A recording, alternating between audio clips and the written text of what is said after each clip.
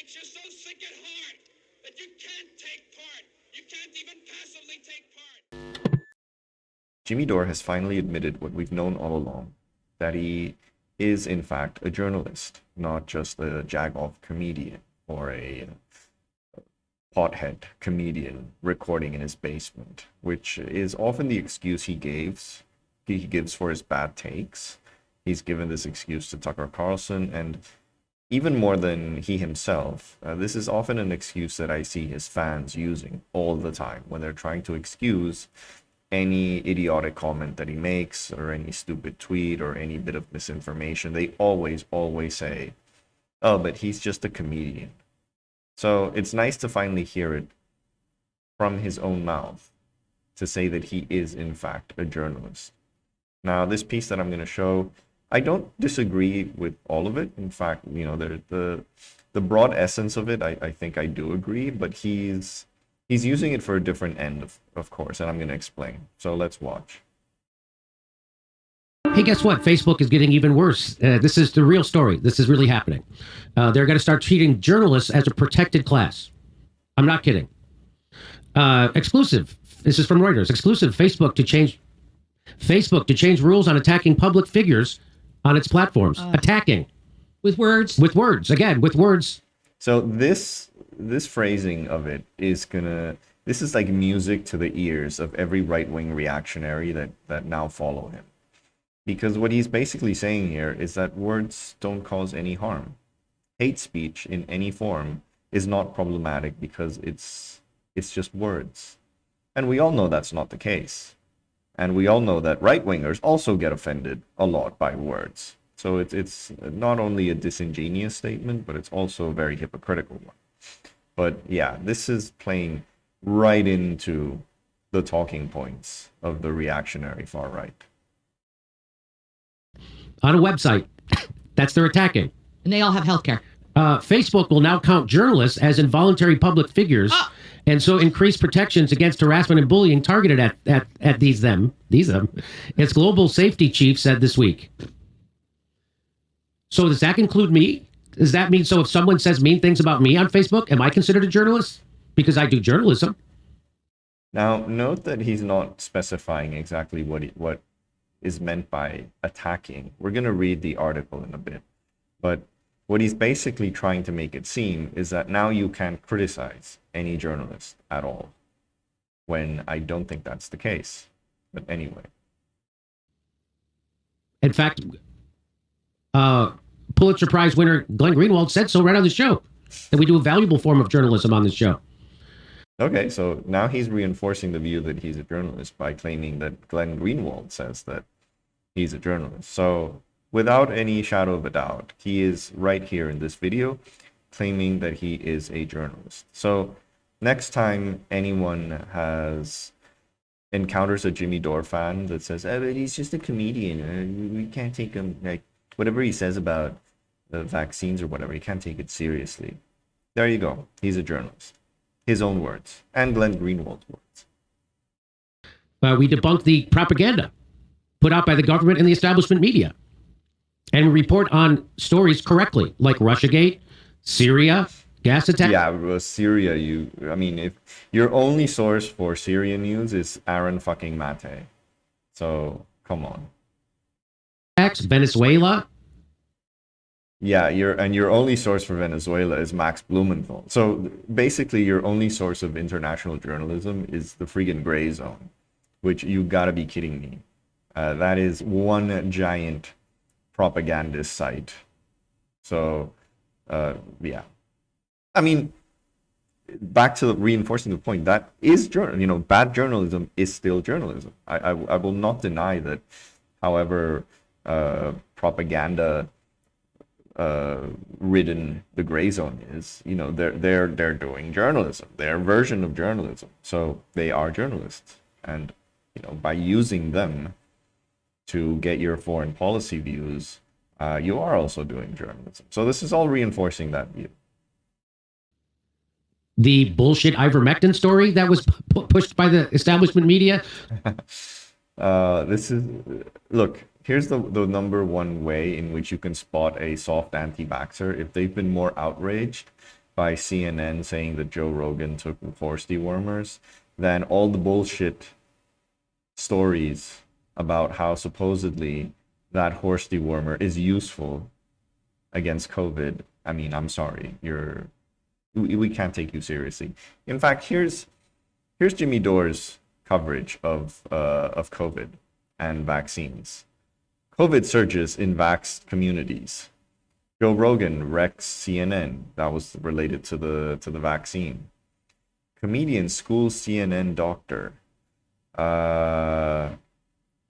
Unvaxxed denied kidney transplant. What else? Unhinged vax rant. So what? National Guard to replace unvaccinated workers. Staged booster shot. Vax authoritarians. Another outbreak among among vaccinated. Fauci has a study, vaccines being administered incorrectly.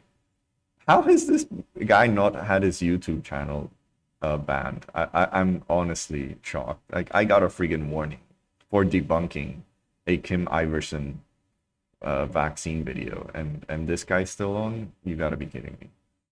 Vax side effects report. I mean, look at just draw a line between all this. Like, who is this being sympathetic to? The people taking the vaccines or the people who aren't? How can you see this and then with a straight face say he's pro-vax? He's not. He's not. So yeah, that's the quality of his vaccine reporting. So that's what we do. We debunk those things. And now, so am I going to be so if Newsweek does another attack piece on me and post it on Facebook, can I get that taken down? Because I'm now a protected class. I'm a journalist. I'm an involuntary public figure, which I'm not. Journalists are not involuntary public figures. No one makes someone go be a journalist. You choose to be a journalist, and you choose to go after powerful people, and a lot of times not powerful people, and pillory them and attack them. But the people doing the attacking, they're immune from criticism now on Facebook? So I do agree with him in the sense that, yeah, this is ridiculous to call them involuntary. Like, you're a journalist. Yeah, you're a public figure. You're in the job because you are a public figure, but it's in the job description. So yeah, I do think that's ridiculous calling them involuntary.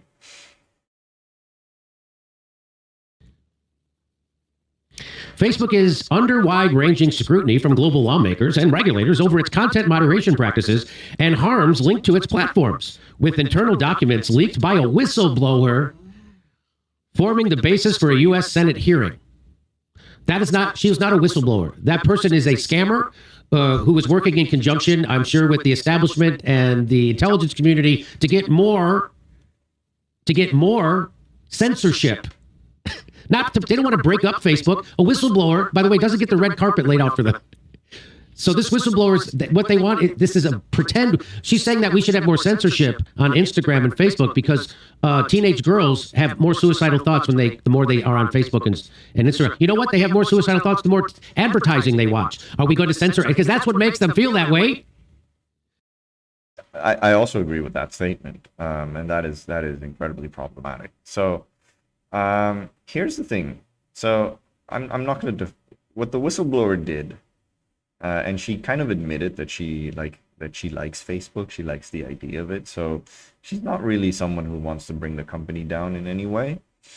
But still, there are some points that she made that were very important. One of which was that certain kind of high-ranking personalities are moderated by different standards than the rest of us, and that is concerning. So, the higher you are on the Facebook pecking order, the less likely you're going to be censored, even for saying the exact same thing that someone else will. So that is definitely problematic. But let's look at the original article, because obviously he's not going to share the main. He's not going to read most of it. He always does that. He always picks like a paragraph or two that he likes, but he never actually shows the whole thing. Yeah. So. The problem with what he's saying is that really what they're trying to crack down on is targeted harassment and bullying. And this includes things like death threats, rape threats, which a lot of journalists, a lot of women, female public figures get, a lot of gender-related attacks that people in the LGBT community get as well, racism, things like there is a problem with this. Like you can't pretend that these platforms are not public platforms, that they're not public forums. And there does need to be a certain moderation in the kind of language that you use, for the same reason that you can't just go to the supermarket and say the N-word for 30 minutes and expect no consequences for that. So we have restrictions on speech in everyday public activities. Yet for some reason, what Jimmy Dore is claiming is that these sites should not have any. And that's very problematic. My issue with internet censorship is not so much the censorship, but it's the fact that it's a private company that is the last word on it. It's like freaking Judge Dredd, judge, jury, and executioner all in one. They can determine who stays on their platform, who doesn't. There is no appeals process, and whatever appeals process is with the same institution. I saw this firsthand when I got a warning on YouTube, which pretty much, like, no human being would have realized that the video that I put up was spreading misinformation. No human being would have done it. But it was checked by an algorithm. Both the original check to my video and the review of my appeal was not done by a human being. And that's what I think is very problematic. And I think that this inability of appealing is something that you don't have. So here's the thing. We have, like I said, we have censorship in real life of what we can say in the public domain. We have that censorship. And we've been fine with that censorship. In fact, it's made the world a bit more civil than if everyone could just say whatever they want, whenever they want. The thing is, we have very clear what the rules are, which these social media platforms don't. They're incredibly vague in what you can say, what you can't say.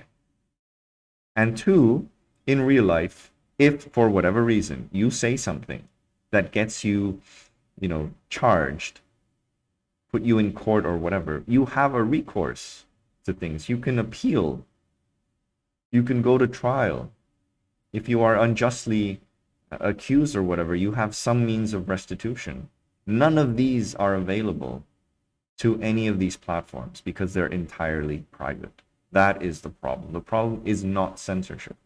The problem is your lack of rights in righting a wrong if that censorship was misapplied, and the lack of transparency in what actually does constitute the kind of speech that you don't want there.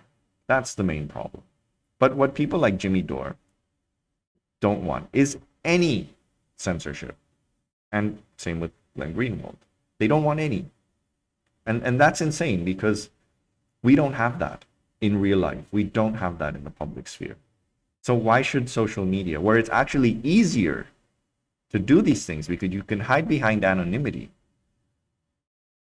why should we have it in the online sphere but not the offline sphere?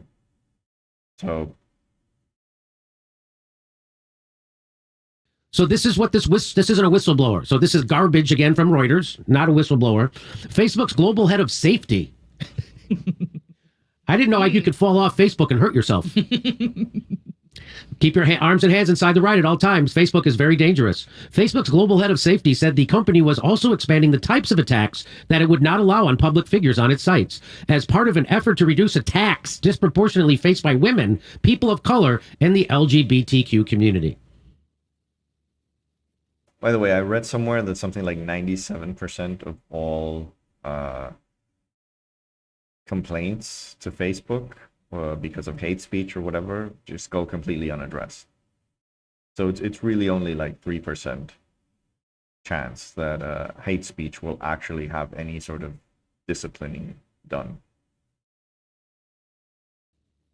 The company declined to share a list of other involuntary public figures, but said they are assessed on a case-by-case basis. So that's what YouTube did when we did a video of AOC and pointed out that she was bullshitting everybody about the eviction moratorium. They demonetized it and said it was attacking of a person of something like that. Huh?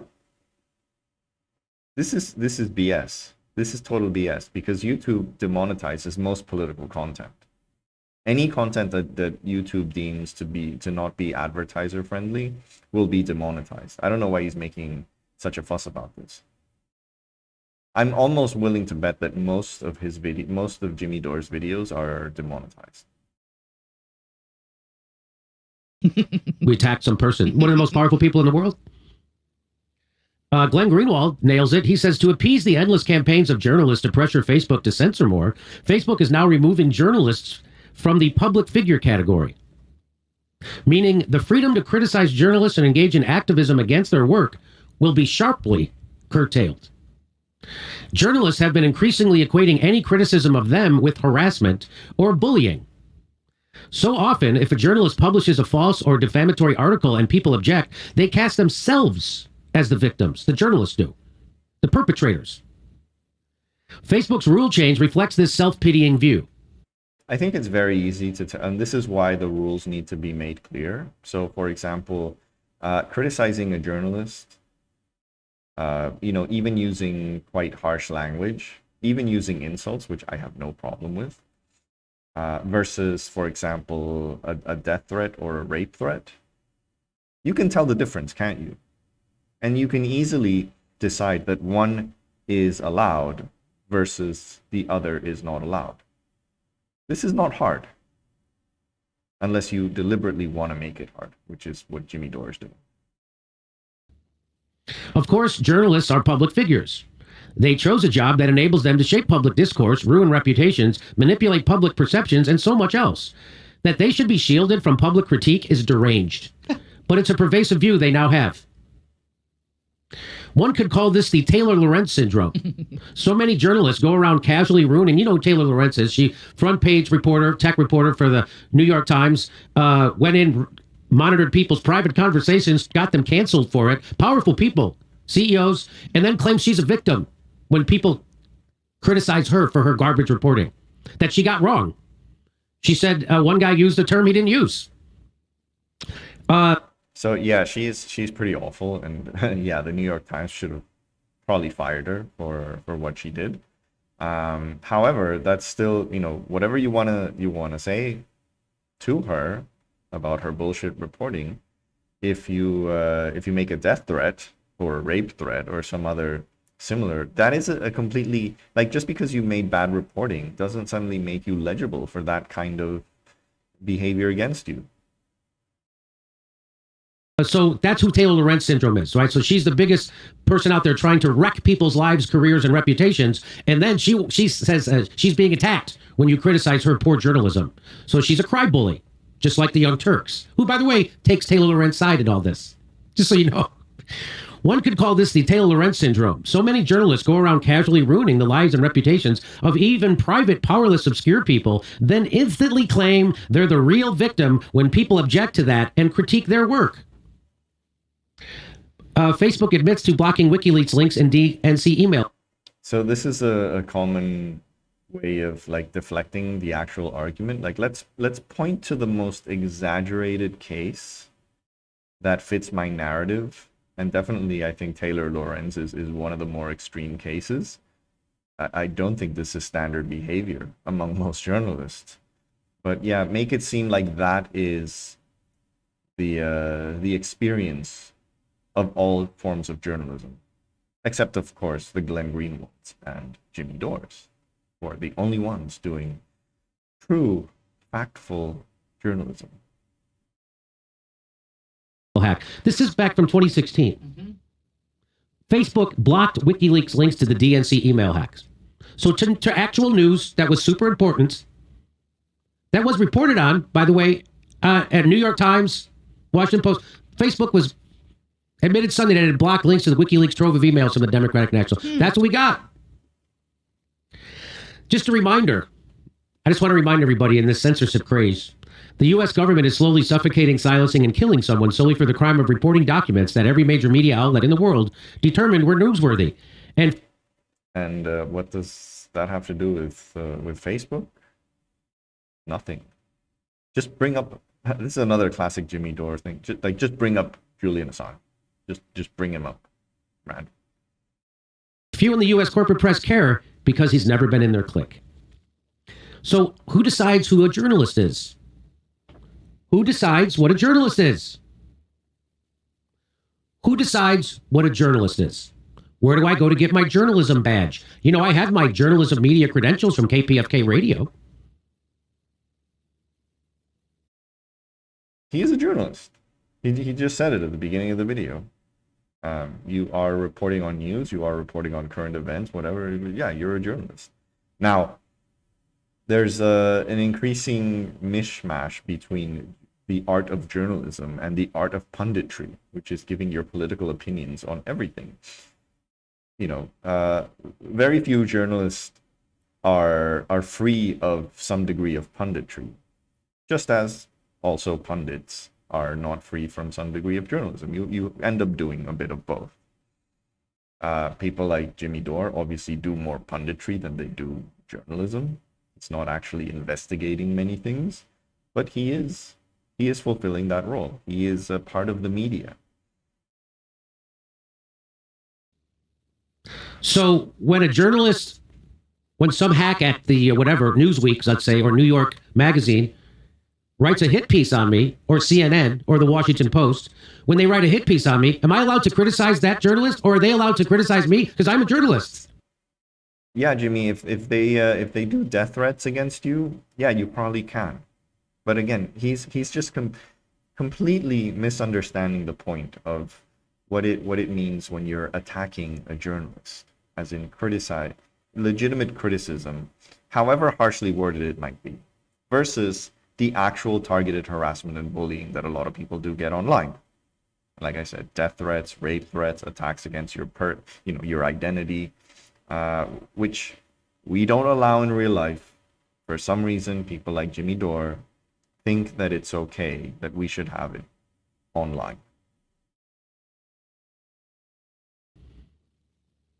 Who gets to decide? I'll put my reporting on Syria up against The Intercept's reporting. I'll put my reporting on Syria up against the New York Times reporting. I'll put my reporting on Venezuela up against the New York Times reporting. I'll put my Okay, for starters, the New York Times is a very low bar. I got to admit, sorry, the NYT is just shit.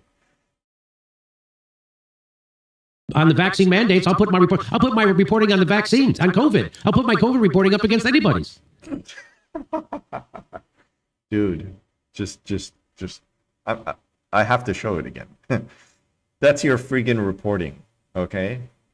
That's your friggin' reporting. This is a tabloid. This is literally the National Enquirer in internet format. That's really what it is. This isn't serious in any way.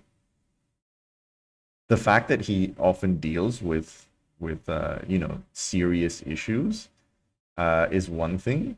The fact that he might get some things right is another. The mainstream media, including the liberal media, is terrible. It's awful. They present themselves with a veneer of professionalism that, quite frankly, their analysis doesn't deserve. And then they whine about it. Why people, you have Brian Stelter on CNN whining about why people aren't listening to the mainstream media anymore. Boo fucking who? Yeah, that's true. But you got to understand, like, what does Jimmy Dore serve? What is the ulterior point of Jimmy Dore? And the answer is to serve himself. That really is the point of his punditry and his journalism. Maybe he had values at some point in his life. Maybe when he was still, an aggressive progressive, he had values. I don't think he's ever been very smart. Because even when he did have some values, he was still always caught in bad takes. Again, I will refer you to that debate he had with Sam Seder in 2016. 2 debates, actually, that he had. to see the quality of analysis that Jimmy Dore had back then. And it's only gotten worse since. That's the reason why he doesn't do debates. That's the reason why he doesn't engage with people that disagree with him. And he only goes to safe spaces like Tucker Carlson or Joe Rogan. But he doesn't engage with anyone else, and there's a reason for it. Because he knows he's wrong. He knows he doesn't have substance behind anything. And even when he gets things right, like Russiagate, well, all the crazy fuckwit, dumb leftists got Russiagate right only because they would have shilled for Russia anyway. So, I mean, I'm sorry, this isn't quality journalism. But anyway, but yeah, he's admitted. The whole point of this video really is to show that he is a journalist. He cannot hide behind, I'm a jagoff comedian anymore. Who decides who's a journalist?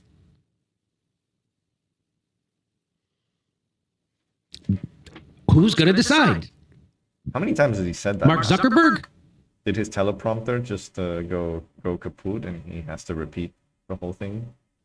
That's who's going to decide? Or how about a bunch of government people appointed by corporations? How about the Atlantic Council, a bunch of warmongers? So Facebook is going to tell you what is and isn't a fact and what is and isn't news. And you can't even respond. You can't even push back. This is awesome. So congrats to all the shit libs. Congrats to The Intercept. Congrats to the Young Turks. What do they have to do with any of this? Do they have so much influence on Facebook that they got Facebook to make these changes? This is what they've been asking for. They've been pushing for censorship. And all the shows that are in the Young Turk satellite are all pro-censorship. From Mike Figueredo at the Humanist Report to the Rational National, they're all protective of the squad. They all are pro. What does that have to do with?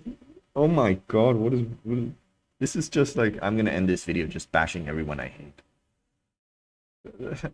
How on earth? Like, his main complaint has been that policy is shaped by the mainstream media, not by independent media. What influence does the Young Turks have on policy of a major multinational corporation? And all these other shows, like, seriously, like Mike Figueredo and David Dole, they have that much influence over Facebook? That's insane. That is absolutely insane. And have they been pro-censorship? I watch them occasionally. I've never got the impression that they're pro-censorship in any way. This is ridiculous. Censorship, 100%. The Young Turks have been so pro-censorship. I got in screaming matches on air with them about censorship. They are down with censorship. They love it. And now they got it. Congratulations, you shit libs. You don't deserve to be able to broadcast. You don't deserve freedom and liberty because you aren't fighting for it. You're fighting against it. You're cheering on authoritarianism. Hooray! Good for you. Oh, dear Lord. I can imagine, like, his audience when he says the word shit lib. It's just like,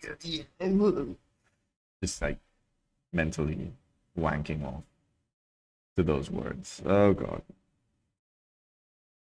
What can I say? I will, Jimmy Dore is the gift that keeps on giving.